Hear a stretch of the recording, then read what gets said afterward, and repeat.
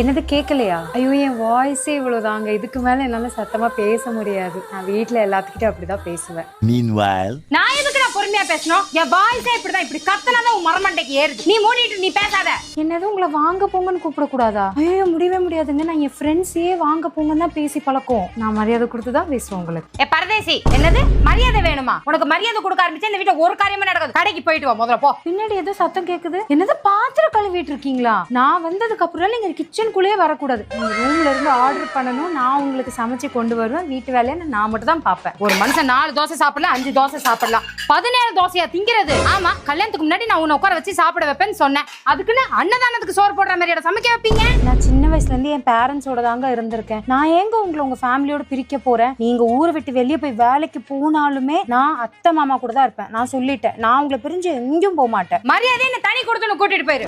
கல்யாணத்துக்கு முன்னாடி நான் குடும்பத்தோட இருக்கணும் தான் சொன்னேன். குடும்பமாடா